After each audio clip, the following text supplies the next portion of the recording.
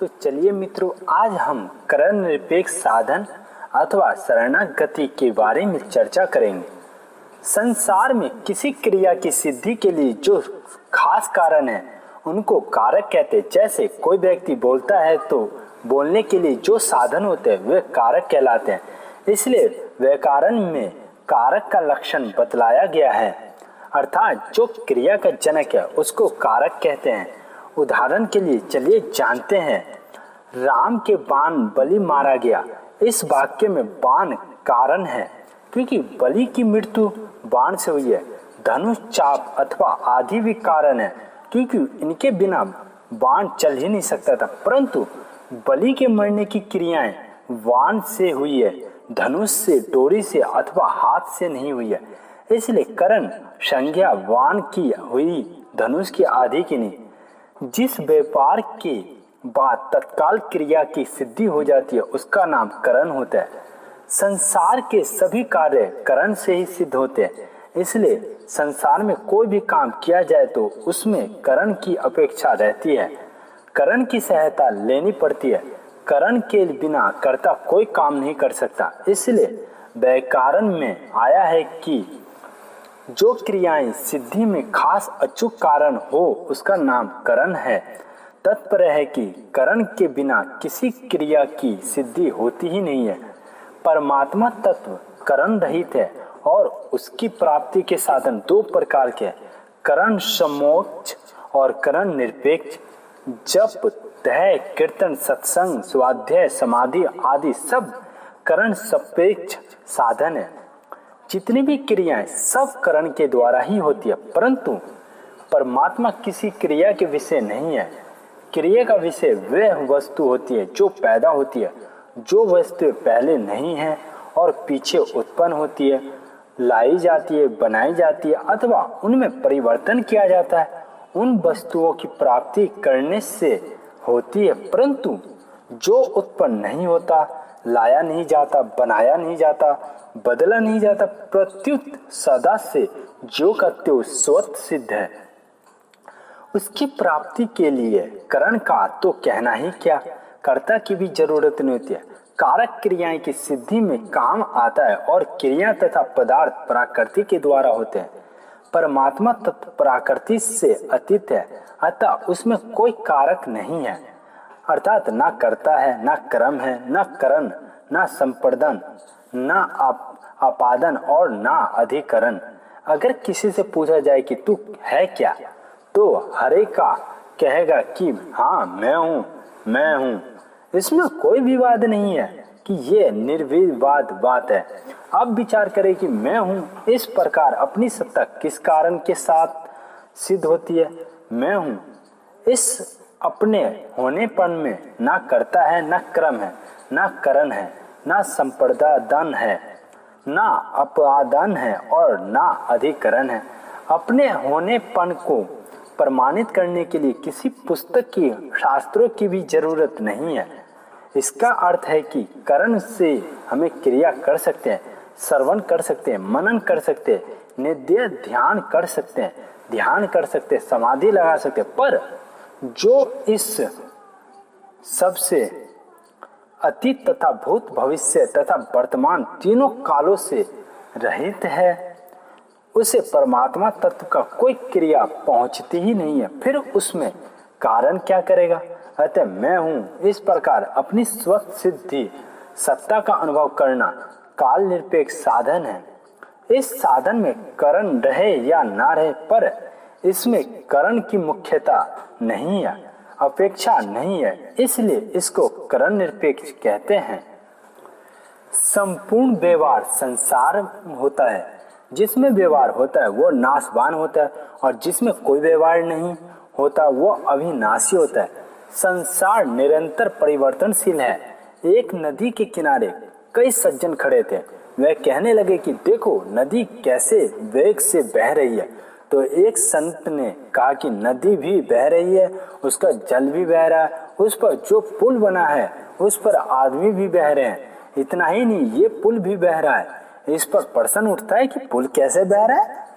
वो तो अपनी जगह पर ही है कि इसका उत्तर है कि जब पुल बना था उस समय ये जैसा नया था वैसा नया आज नहीं रहा, प्रत्युत पुराना हो गया। इसका नयापन बह गया और पुरानापन आ गया है। ये पुरानापन भी निरंतर बह रहा है और बहते बहते एक दिन ये पुल मिट जाएगा। ऐसे ही ये नदी भी निरंतर बह रही है और बहते बहते एक दिन मिट जाएगी।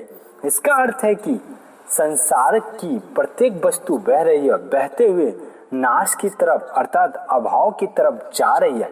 एक दिन संसार का बहनापन भी नहीं रहेगा, उसका सर्वथा अभाव हो जाएगा। मनुष्य समझते हैं कि हम जी रहे हैं, पर यह बिल्कुल झूठी बात है। सच्ची बात तो यह है कि हम निरंतर मर रहे हैं, एक एक श्वास में मर रहे हैं, एक एक क्षण में मर रहे हैं। किसी भी क्षण मरना बंद नहीं होता। इसका अर्थ है कि मृत्यु रूपी क्रिया नाशवान शरीर में हो रही है, स्वरूप में नहीं। अविनाशी तत्व में कोई क्रिया होती ही नहीं है, अतः उसको क्रिया के द्वारा नहीं पकड़ सकते। विवाह होने पर कन्या पति की हो जाती है और वह मान लेती है कि ये मेरा पति है और पति मान लेता है कि ये मेरी पत्नी है। इसमें क्या क्रिया है? तो ये तो स्वीकृति है। स्वीकृति में क्रिया नहीं होती, परंतु मैं पति की हूँ इस स्वीकृति में और मैं भगवान का हूँ इस स्वीकृति में फर्क है। मैं पति की हूँ ये स्वीकृति तो शरीर को लेकर है, पर मैं भगवान को ये स्वीकृति शरीर को लेकर नहीं, प्रत्युत स्वरूप तत्व को लेकर है। स्त्री तो पति की बनती है, पहले से नहीं, पर भगवान का हूँ ये पहले से ही स्वतः सिद्ध है। जब पति की स्वीकृति में भी क्रिया नहीं है, फिर भगवान की स्वीकृति में क्रिया कैसे होगी, जो कि स्वतः सिद्ध है। अतः मैं भगवान हूँ और भगवान मेरे हैं, ये स्वीकृति करण निरपेक्ष साधन है। मैं भगवान का हूँ और भगवान मेरे हैं, ये स्वीकृति पहले करण के द्वारा अर्थात मन वाणी बुद्धि से होती है, पर इसमें जो हूँ ये स्वीकृति करण के द्वारा नहीं होती, प्रत्युत ये स्वेद से होती है। जैसे जैसे आदमी का विवाह हो चुका है और उसका नीचे नींद से उठाकर पूछे कि क्या तुम्हारा विवाह हो गया, तो वह तुरंत कहेगा कि हाँ हो गया है। वह ये विचार नहीं करेगा कि विवाह हुआ है या नहीं हुआ, कारण कि मैं विवाहित हूँ ये स्वीकृति स्वयं की है। उसने मैं विवाहित हूँ इसकी एक माला भी नहीं फेरी, एक बार भी अभ्यास नहीं किया, फिर भी वह इस बात को कभी भूलता नहीं है, कारण कि ये स्वयं की स्वीकृति है और मनुष्य स्वयं को कभी भूलता नहीं है। इसी तरह मैं भगवान का हूँ और भगवान मेरे हैं, ये स्वीकृति एक बार होती है और सदा के लिए होती है। इसमें किसी अभ्यास की आवश्यकता नहीं है। सभी अभ्यास करण सापेक्ष साधन में होते हैं। श्रवण मनन निधि ध्यान से ध्यान समाधि आदि सब करण सापेक्ष साधन है, परंतु स्वयं की स्वीकृति करण निरपेक्ष साधन है। करण सापेक्ष साधनों में तो भूल हो जाती है, पर करण निरपेक्ष साधन में भूल होती ही नहीं है। करण सापेक्ष साधन में साधक योग भ्रष्ट भी हो सकता है, पर करण निरपेक्ष साधनों में योग भ्रष्ट होता ही नहीं है। जैसे स्त्री पति को स्वीकार करती है, ऐसे ही भक्त भगवान को स्वीकार करता है कि मैं भगवान हूँ, वास्तव में मैं शरीर संसार का हूँ। इस गलत मान्यता को हटाने के लिए मैं भगवान का हूँ इस स्वीकृति की जरूरत है, अन्यथा इस स्वीकृति की भी जरूरत नहीं है। इसका अर्थ है कि मैं भगवान हूँ या स्वीकृति अस्वीकृति को मिटाने में काम करती है, नया संबंध जोड़ने में नहीं। जैसे मैं पति की हूँ ऐसा मानने के लिए तो स्त्री को कुछ करना ही नहीं पड़ता, पर पति के घर का काम जन्म भर करना पड़ता है। ऐसा ही मैं भगवान को ऐसा मानने के लिए भक्त को कुछ करना ही नहीं है, पर भगवान का काम जन्म भर करना, उसको सांसारिक अथवा परमार्थिक सब कार्य भगवान के लिए ही करने हैं। जैसे पतिव्रता स्त्री सब काम पति के संबंध में ही करती है, शरीर का काम भी पति के संबंध में ही करती है, कपड़े भी पति के संबंध में ही पहनती है। सुहागन के कपड़े और तरह तरह के होते हैं, विधवा के कपड़े और तरह के होते हैं। पति के संबंध से ही वह सगुन होती है और पति के संबंध से ही वह विधवा होती है। वह श्रृंगार भी पति के संबंध से करती है, पति पास में हो तो वह तरह की श्रृंगार होता है, पति दूर देश में गया हो तो वह तरह का श्रृंगार होता है।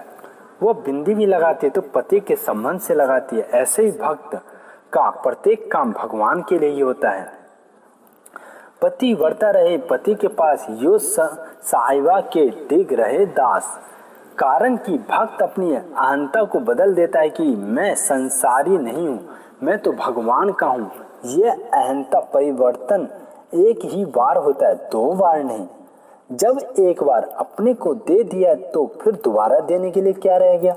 देना एक ही बार होता है और सदा के लिए होता है। हमने अपने को दे दिया तो अब कुछ भी करना बाकी नहीं रहा।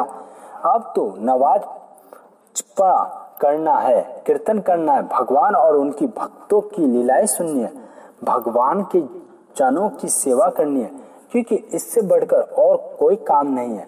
ये सब करके मैं भगवान हो जाऊंगा, ये भाव उसमें रहता ही नहीं है। क्या स्त्री में ये भाव रहता है कि मैं इतना काम करूंगी तो पति की होंगी, काम नहीं करूंगी तो नहीं होंगी। वह बीमार हो जाए तो कुछ भी ना करे तो भी पति की ही है, और सब काम करे तो भी पति की है।